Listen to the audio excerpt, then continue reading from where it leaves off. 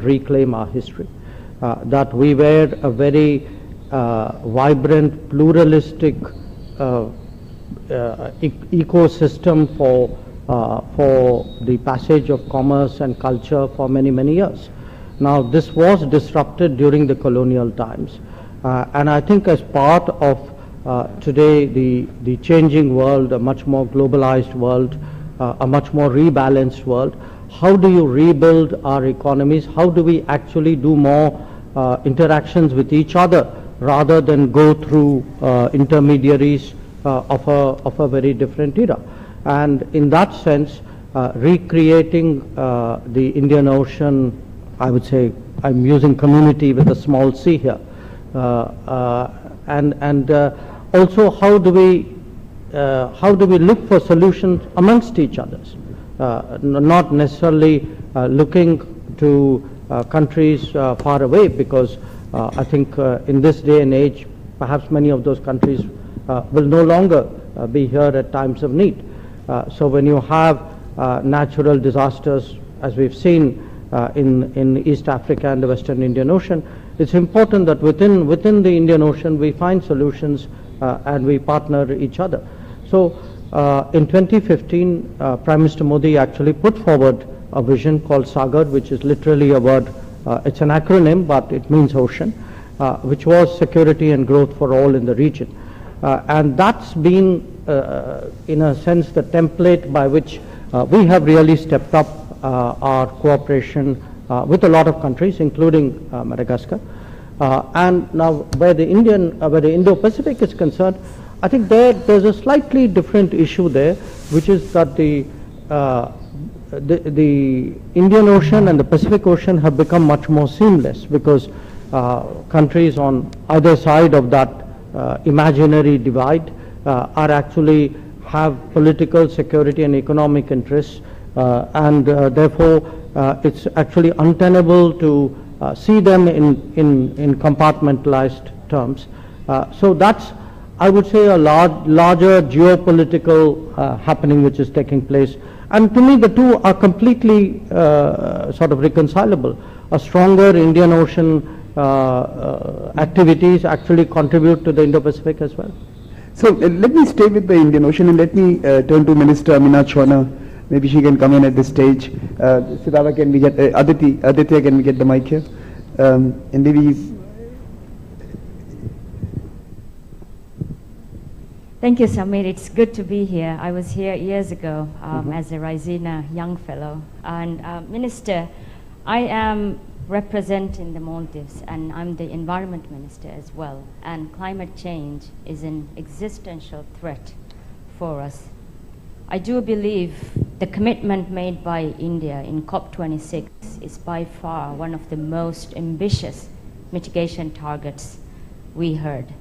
And I also understand how complicated energy transition is for India, particularly because we still have millions without access to power, and development is a necessity for India and for South Asia as well.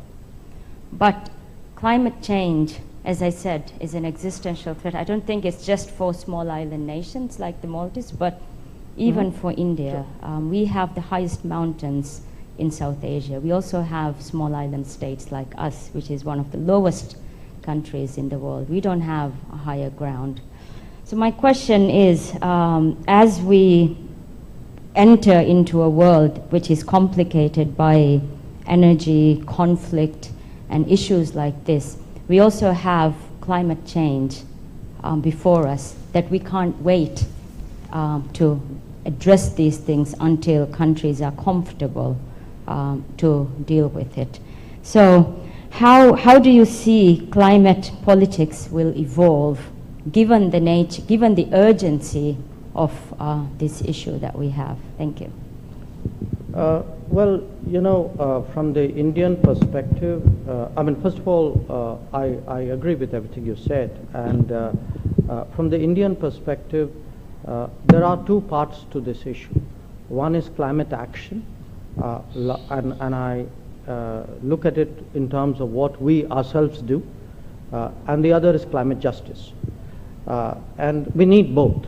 which is everybody needs to do the utmost that they can, but also ensure that there's the more vulnerable, the more exposed, less resourced countries and societies are actually supported in this challenge.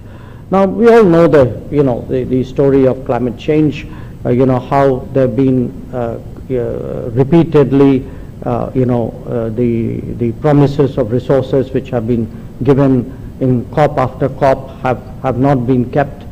But at the same time, because others are not keeping the word, doesn't mean you don't do what you can do and will do, and that's the approach which we have taken. From our point of view, if you look between, I would say it's now 6 years since Paris happened. We are probably among the few G20 economies which have actually kept to our Paris commitments.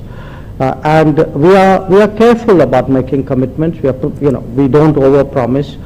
We try, but we are sincere about what we promise. So I'm pretty confident that what we have committed to do in COP26, we will do. In terms of the challenges which small island developing states are facing, for us that comes right on top, because they are actually the most vulnerable. Whether it is, many of our initiatives, the International Solar Alliance Initiative, the Coalition for Disaster Resilient Infrastructure Initiative, some of the newer initiatives that we tabled at COP26 are actually aimed at highlighting the predicament of small islands. And again, I say this, look, there are conflicts in the world. I'm not minimizing them. I fully understand the seriousness of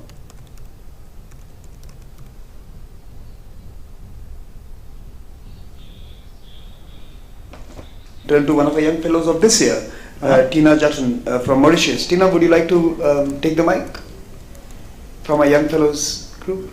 Yeah, there you are.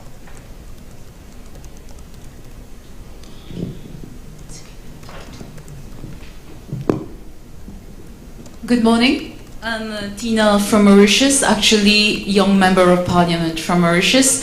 It's a pleasure being here amongst you all, and I heard my counterparts, especially from Madagascar and Maldives here.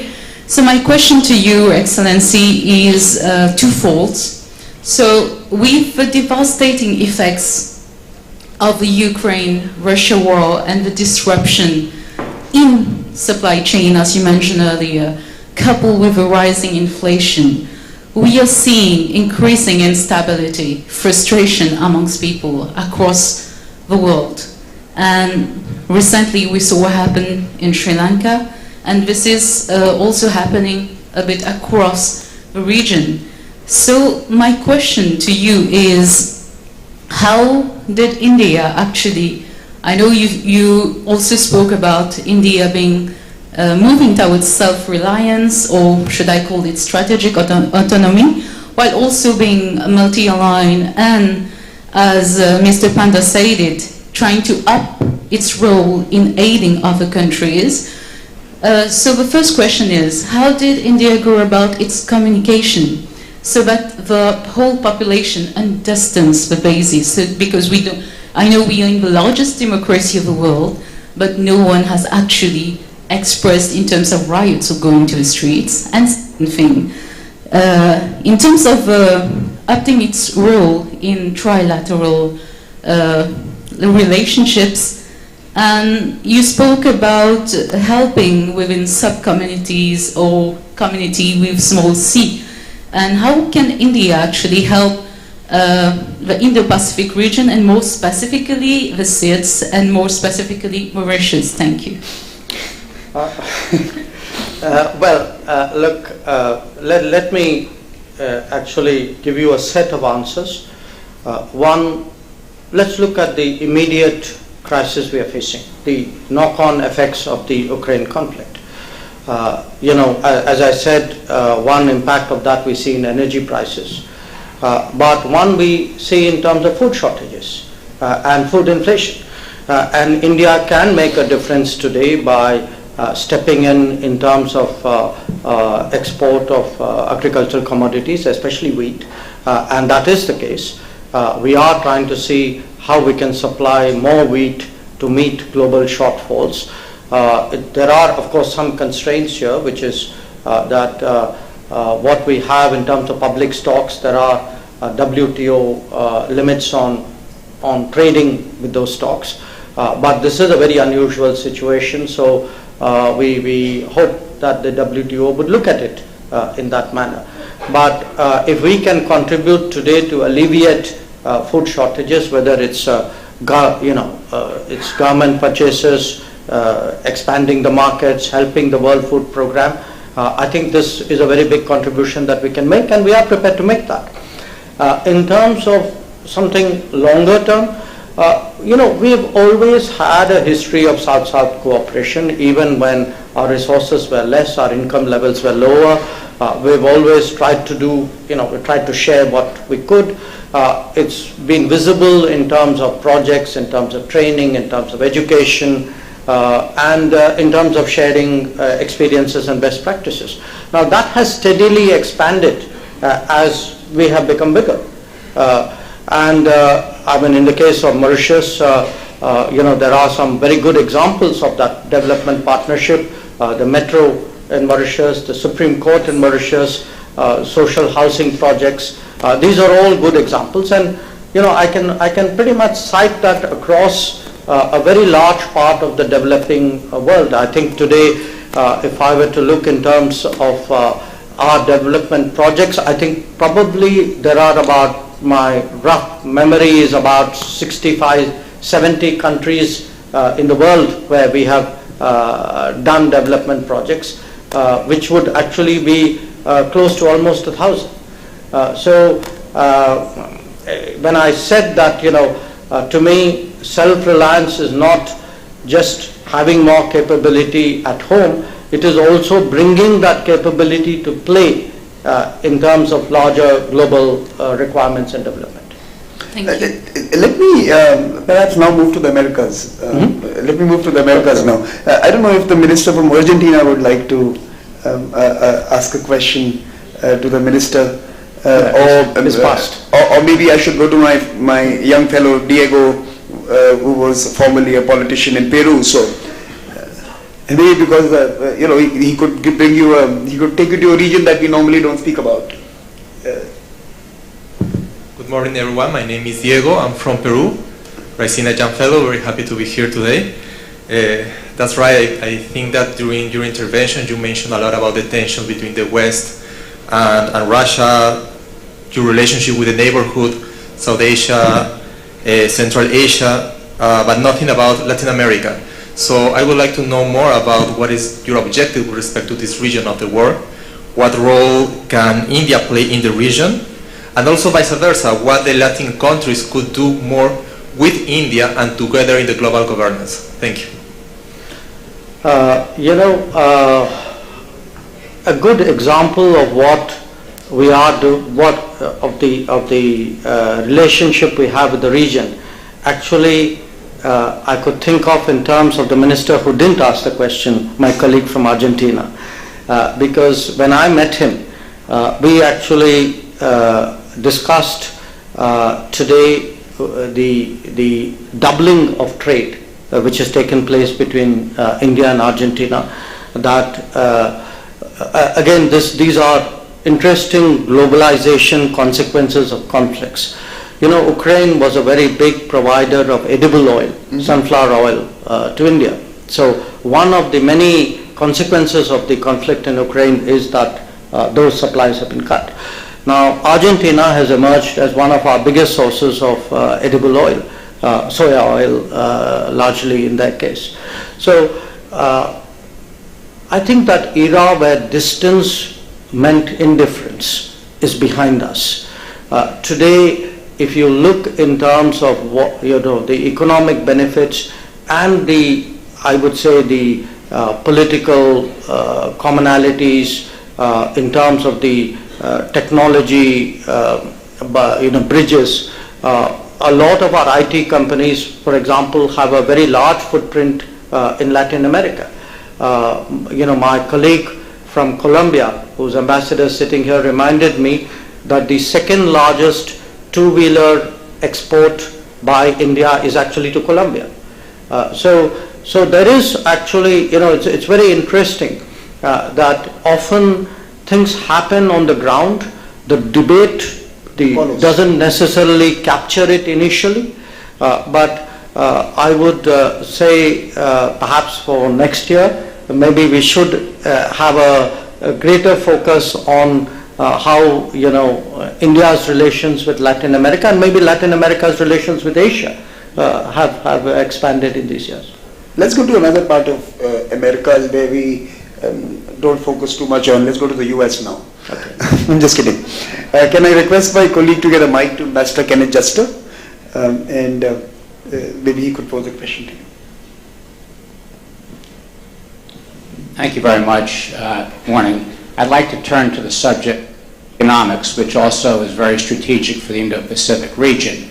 As you know, after India withdrew for a good reason from the Regional and Comprehensive Economic Partnership Agreement in 2019, it's launched a series of bilateral agreements, including one with the United Arab Emirates and with Australia. But at the same time, China is aggressively following a regional strategy, leading the RCEP countries, and also has applied for membership in the Comprehensive and Progressive Agreement on Trans-Pacific Partnership. It's pursuing its Belt and Road Initiative. Is India giving thought to approaching the region economically in addition to on a bilateral basis? And if so, by the way, through what mechanisms? I think you're right that in the last few months we've actually made some significant progress in bilateral FTAs. We've concluded 2 of them with Australia and with the UAE.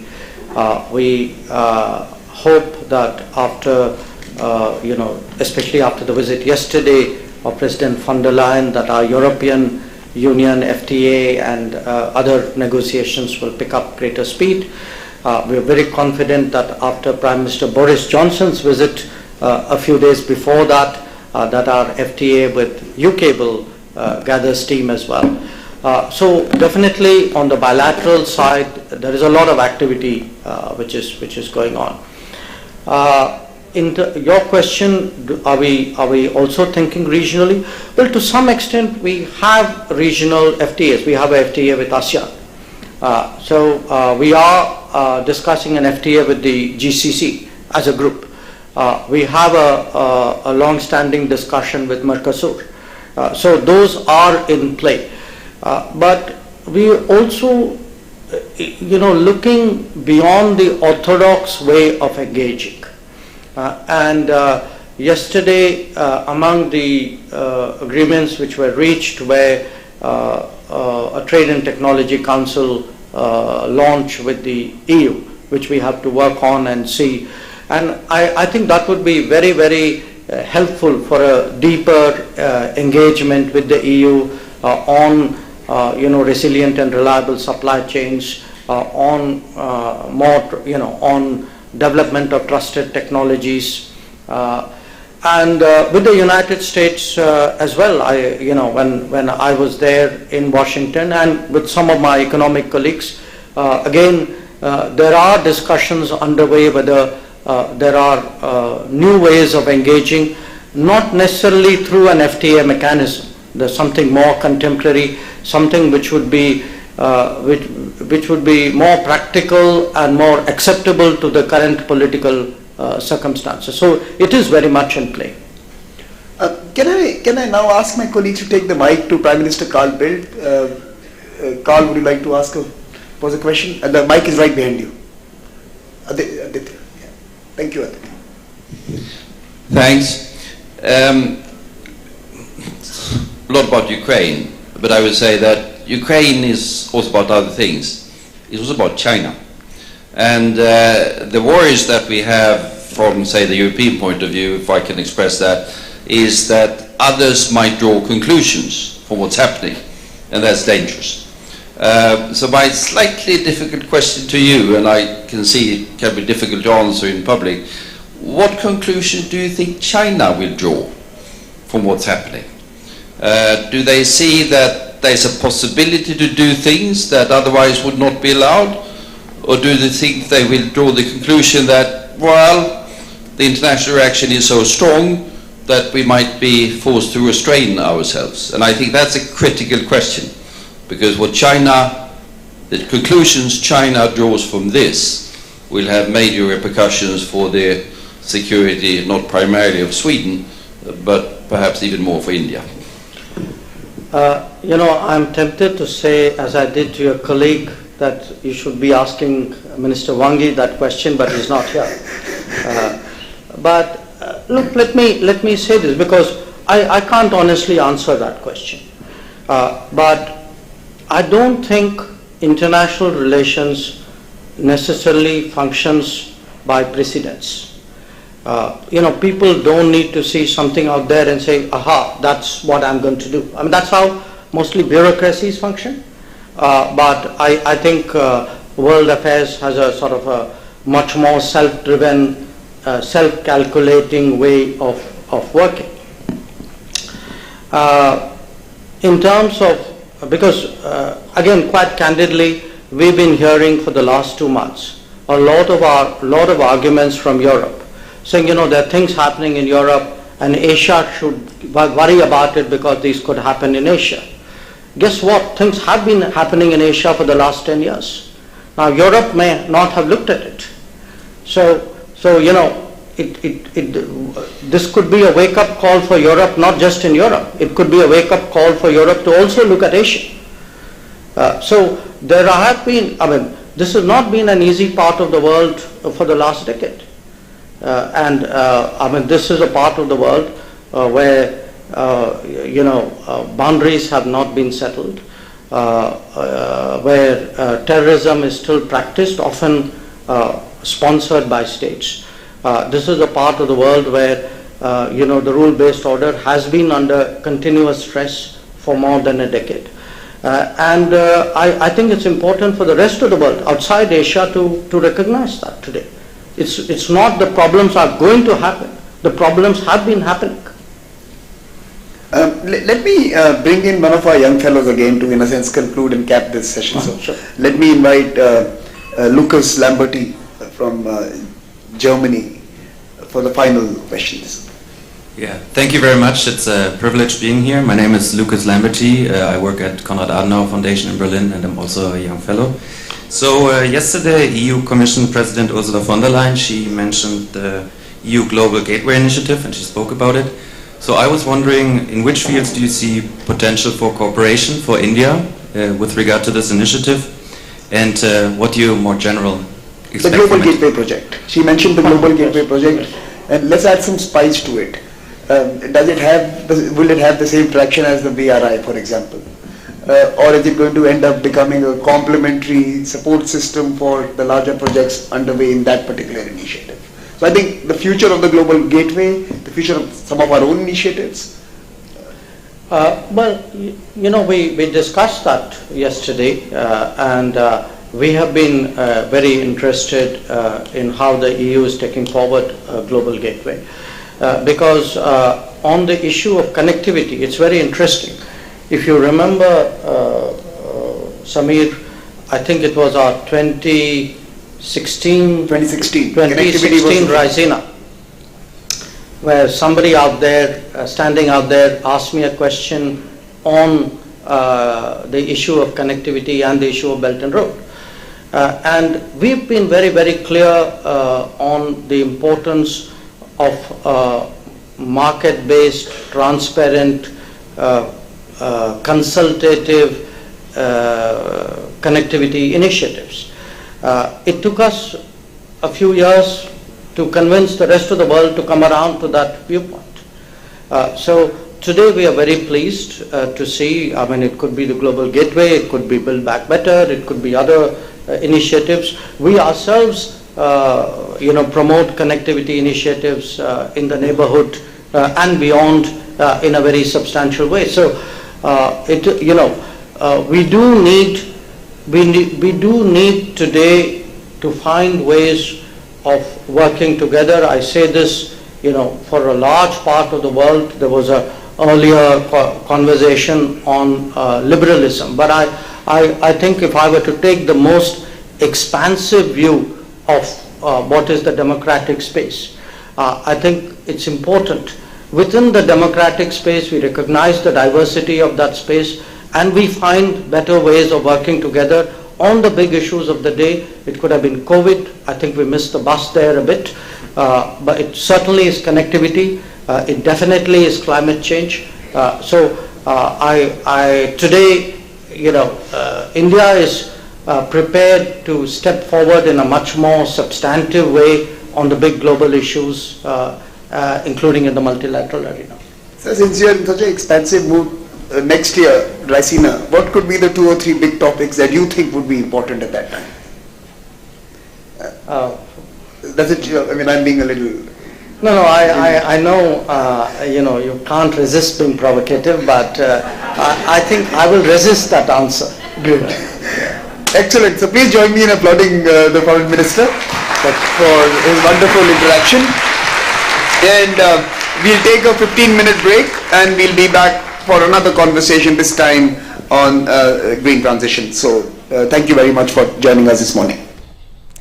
Well, External Affairs Minister Dr. S. Jaishankar there speaking at the Raisina dialogue, the second day of the dialogue, and he was putting out India's perspective on various global issues, whether it was the ongoing conflict between Russia and Ukraine or climate action and the global challenges that lie ahead for the world. He in fact in very clear terms stated that India's position is that India wants peace between Russia and Ukraine, and it's going to keep on encouraging that. He also mentioned very clearly that Russia and Ukraine conflict is dominating nowadays, but there are other pressing issues in the world. For example, the Afghanistan crisis, which panned out, that also needs to be looked at, and various challenges that Asia and the Asian part of the world has been facing for several decades, which West and Europe need to wake up to and need to focus on. He also went on to say that India has a conscious foreign policy of engaging with all major powers simultaneously. So he talked about India's current foreign policy, India's stand on climate change and climate action, and how India is one of the few G20 economies that is in fact fulfilling its Paris climate agreement commitments, the ones that it made at COP26, and how India does not overpromise and it is very sincere in its promises when it comes to